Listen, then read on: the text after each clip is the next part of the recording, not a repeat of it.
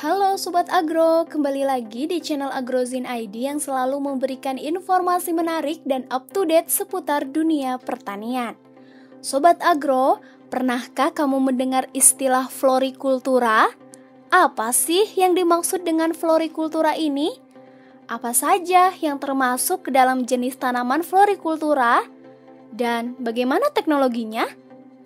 Saksikan video ini sampai selesai ya untuk mendapatkan informasi lebih lengkap tentang tanaman florikultura dan teknologinya.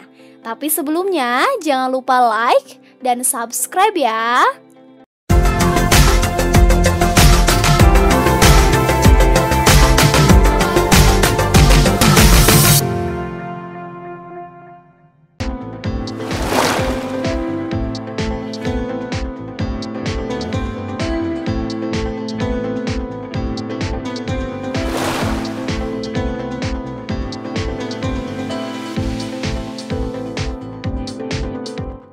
Tanaman florikultura adalah sekelompok tanaman yang bagian atau keseluruhan tumbuhannya dapat dimanfaatkan untuk memberikan keindahan dan keasrian baik di ruang tertutup maupun ruang terbuka.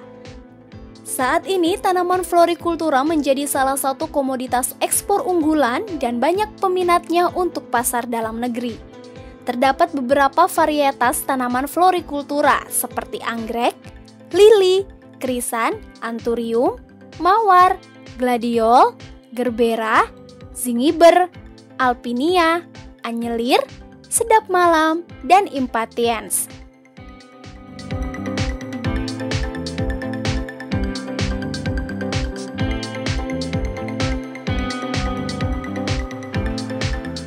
Dalam pengembangannya, tanaman florikultura ini memanfaatkan teknologi untuk budidayanya. Teknologi tersebut adalah in vitro, masalisasi benih anggrek dengan teknologi embryogenesis, somatik berbasis bioreaktor, teknologi night break, pemupukan dan pengendalian hama penyakit secara terpadu.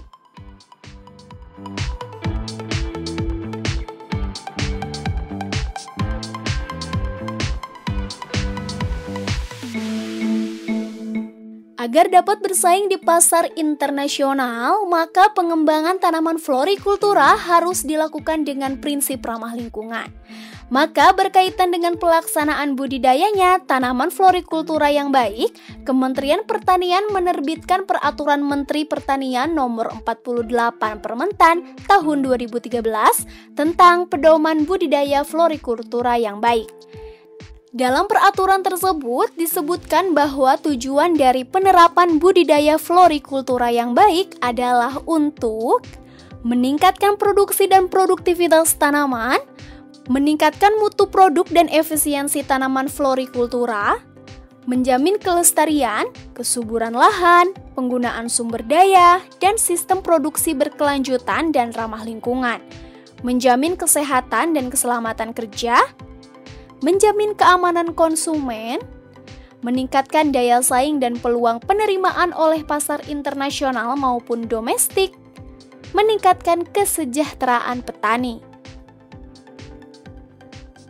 Dalam upaya meningkatkan potensi tanaman florikultura ini, petani sebagai pelaku utama pengembangan budidaya sangat berpengaruh terhadap kekuatan daya saing produksi dan pemasaran tanaman. Oleh karena itu, sangat dibutuhkan adanya peningkatan laju inovasi agar dapat bersaing di pasar global. Nah, inovasi yang dibutuhkan untuk menghasilkan produk tanaman florikultura sesuai dengan tuntutan konsumen meliputi memperkenalkan produk baru atau meningkatkan kualitas produk yang sudah ada, memperkenalkan proses baru ke industri, membuka pasar baru, mengenalkan sumber pasokan baru pada bahan baku. Dalam hal ini, petani memegang peranan penting dalam menghadapi tuntutan konsumen. Untuk itu, petani harus memiliki kemampuan menerapkan proses budidaya, penanganan pasca panen, dan pengolahan yang baik dan benar. Dalam perawatannya, sebenarnya tanaman florikultura ini tidak jauh berbeda dengan tanaman lainnya. Yang penting diperhatikan adalah perlakuan benih sebelum tanam dianjurkan untuk tidak menggunakan bahan kimia. Sedangkan untuk penanganan pasca panen memerlukan air bersih untuk menjamin kesegaran tanaman. Tahapan terakhir dari penanganan pasca panen tanaman florikultura adalah pengemasan dan pengepakan untuk melindungi tanaman dari kerusakan dan kontaminasi.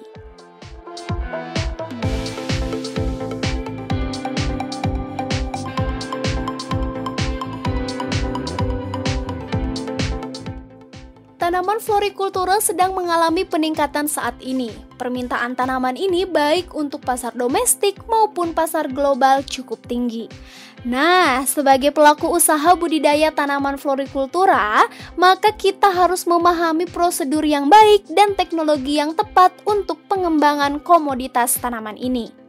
Terima kasih Sobat Agro telah menyaksikan video ini sampai selesai dan semoga informasi yang disampaikan dapat bermanfaat.